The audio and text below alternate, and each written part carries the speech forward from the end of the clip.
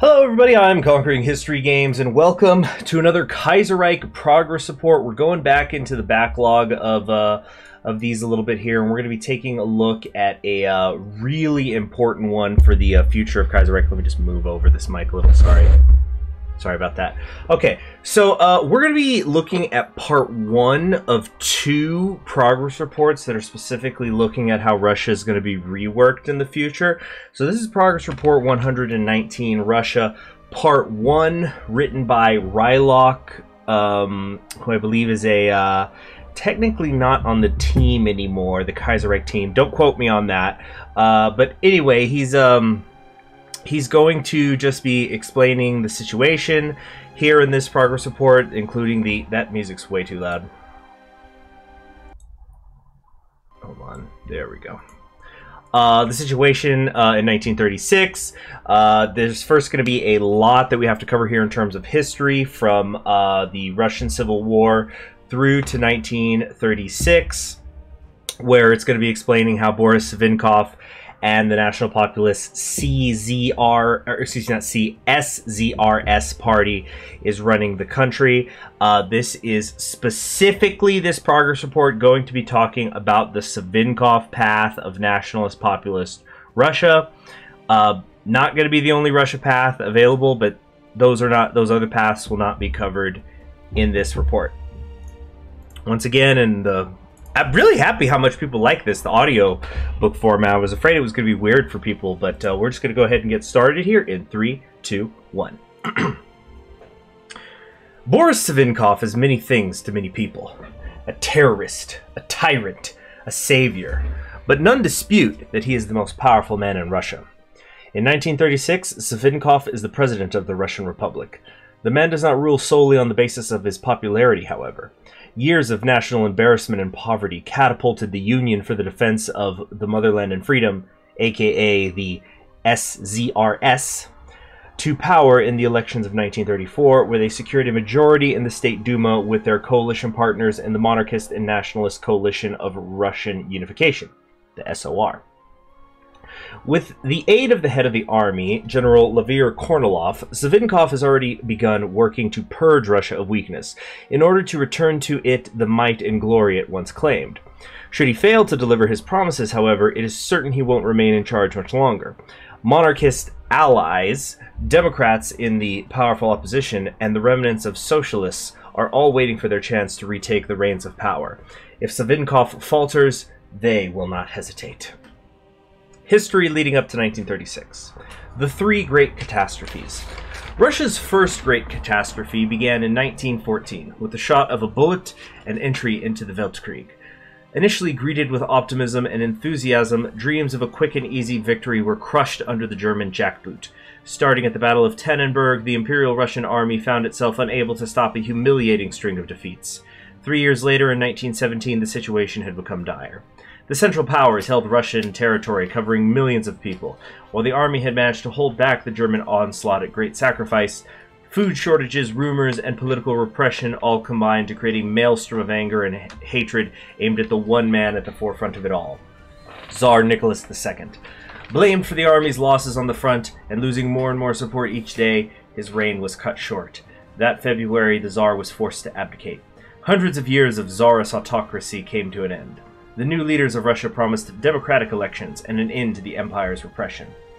Unfortunately for the Republic, one issue still remained: the war.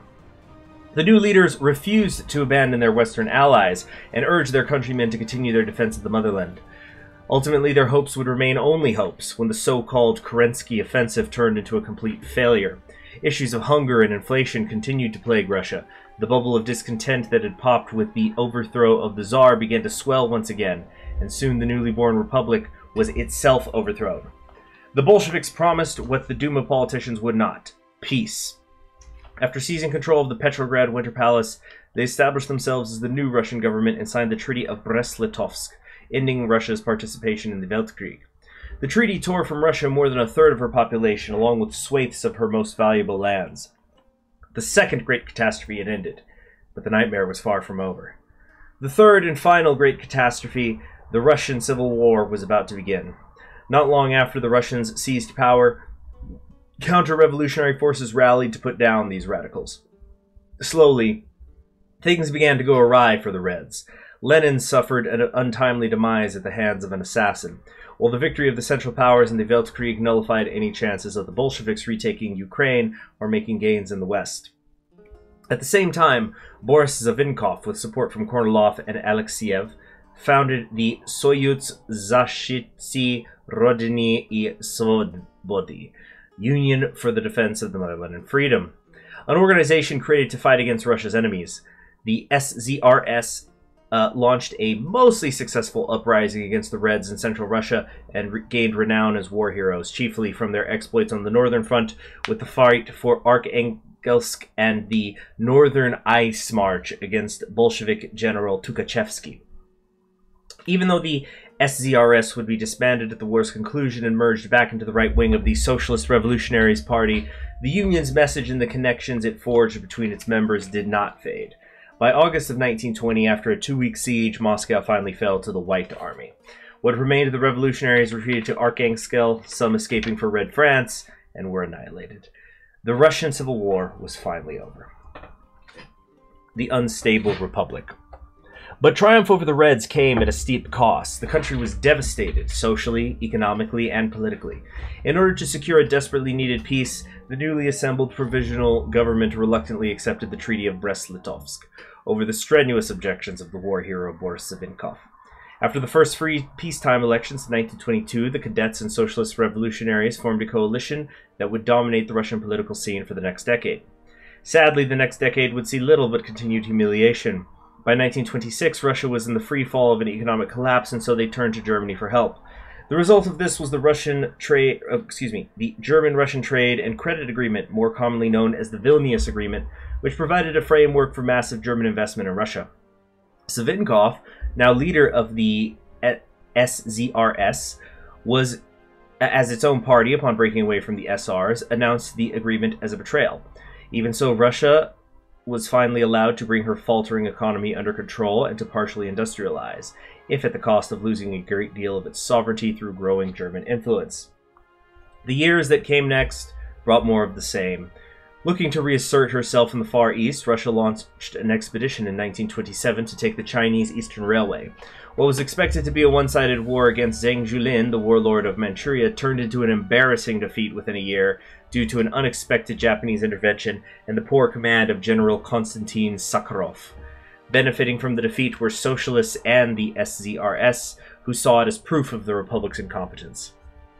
Worried at the growing popularity of these radicals, General Vasily Bolshevik launched a putsch in 1929 to suppress them and quote-unquote restore order.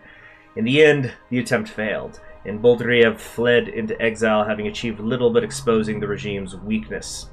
Even worse was the Tambov Peasant Rebellion in 1932. Angry at the Republic's failed land reforms, the peasants of Tambov revolted, and the government's response was both swift and brutal. The uprising was put down by the military in a move decried by Savinkov, who increasingly came to be seen as a defender of the people. Finally, in the 1934 elections, the SZRS, having become a powerful force in the Duma, was finally swept into power on a wave of anger at the corruption and bankruptcy of the old government. Savinkov's promises of a national restoration were greeted with approval and a popularity that no other political group has yet enjoyed in the new republic. Victory has not yet allowed Savinkov to act without restraint, however. The Democratic opposition, held together by Viktor Chernov and still holding the balance of power in the upper house, has been able to stop the president from enacting most of his promised changes and reforms. Other opponents, spread across society and the army, still harbor sympathy for socialism and even the monarchy. Will Savinkov be able to reforge Russia in his vision, or will the forces in opposition be able to stop his plans? Only time will tell. Okay. Gameplay in 1936. The assassination. On January 4th, the sound of gunfire will be heard all throughout Moscow. Viktor Chernov, Boris Savinkov's fiercest democratic opponent, will be assassinated. Who killed him? Did they act alone? Did Savinkov and the SZRS actually have anything to do with it, as everyone believes? You will have to answer these questions, and your choices will begin a series of events that will lead to General Levir Kornilov's retirement, one way or another. With him gone, Savinkov will be forced to pick a new leader for the military, either the monarchist Pyotr Wrangel or the Republican Anton Denikin. Neither is as certain an ally as Kornilov was, though for now their gratitude will prove decisive. More importantly, with Chernov gone, the opposition will be thrown into disarray. Their voting bloc will fall apart, and nothing will be able to stop the president from slowly tightening his grip over the state. As that power grows, however, Savinkov will need to be careful. The SZRS has promised victory and prosperity, and should it fail to deliver on both, the government will have to contend with growing anger from the people, and possibly even the military. Both may offer their enthusiastic support for now, but decisions will need to be made which could cause that anger to grow.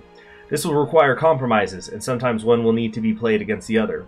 Should these groups be kept satisfied and triumph finally achieved over Germany, the president's power will be permanently cemented. The Russian state.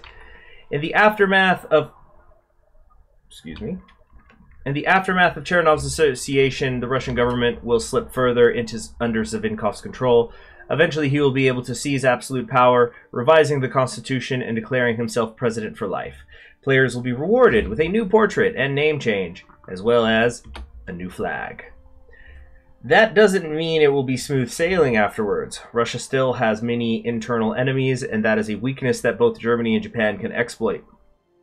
In the Caucasus, Germany can opt to fund the exiled General Vasily Boldriev to lead a revolt against the new regime, exploiting local tensions between the pro-Savinkov Cossacks on one side and the non-Cossack outsiders and less privileged mountaineers on the other.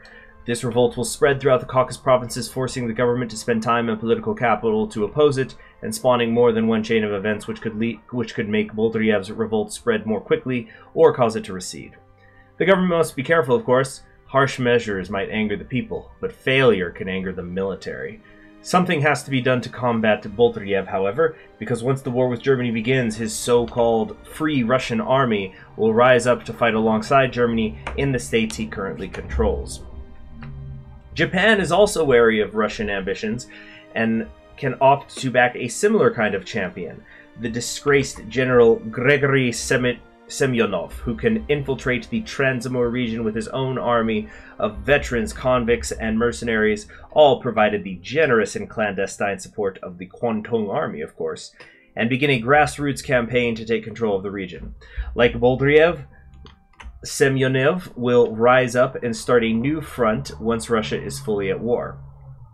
Unlike Boldriev, Semyonov is a warlord with no ambitions beyond furthering his own wealth and power. He doesn't want to restore democracy to Russia, he only wishes to take control in Siberia, a goal that happens to coincide with Japan's own preferences for the region. While Boldriev and Semyonov's revolts will certainly make life difficult for Savinkov, things are not entirely bleak. National populist Russia has a plan to massively speed up industrialization, the Voskod, or Sunrise program. Under it, Russian manpower, meaning young unemployed men for the most part, will be enlisted into a quote-unquote army of labor. Lands will be settled, factories built, and steelworks opened, all for the ultimate goal of triumph in the struggle between nations. Careful management of resources could quickly turn Russia into an industrial powerhouse ready for a final battle with the Germans, though such incredible results don't come cheap. Soldiers in the labor army will face conditions that are charitably described as less than ideal. Some might even say they're no better than those found in a prison camp. As the program escalates, the public will learn things you don't want them knowing. Let the situation get out of hand and public outcry might leave you with no choice but to shut down the program prematurely.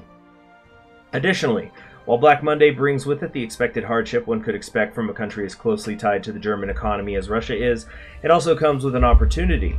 German economic influence has a level which is tracked in Russia, and while it begins the game at a fairly high level, Black Monday will cause a seismic shift that makes it drop, to the point where Russia might have room enough to breathe in order to claw some of that influence back.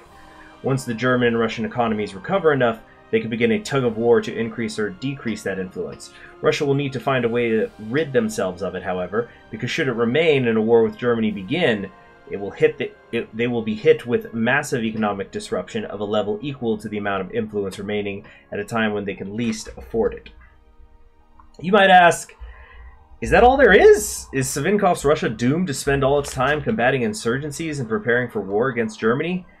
Germany is a vital opponent to overcome, that's true. It's central to Savinkov's promises that the territories in Eastern Europe will be regained.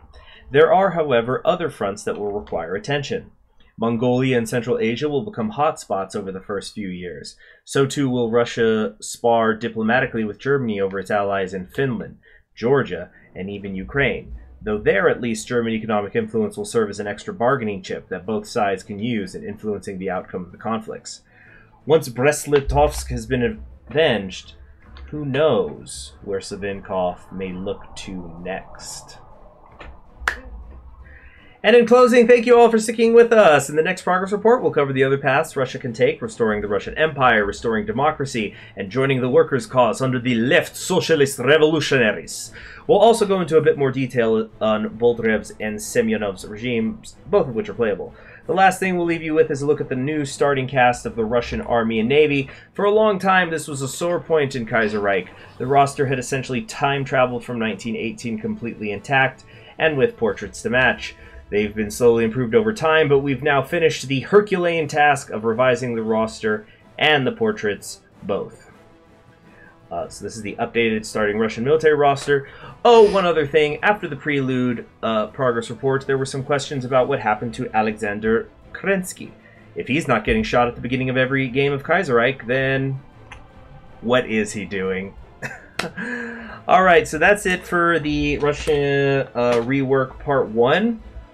This really sounds great to me personally, but I've always been a fan of Russia. It was the first country I ever played in Kaiserreich, and this was back during the days when like Siberia could break away as an independent nation during like a second Russian Civil War and all sorts of crazy stuff. Yeah, really looking forward to this, and I'll try to get Part 2 up later this week. I'm Conquering History Games. Thank you for your time. And, oh, remember, memberships are now available, so if you want to support the channel, join button should be down below right next to the subscribe button. You all have yourselves a wonderful rest of your day.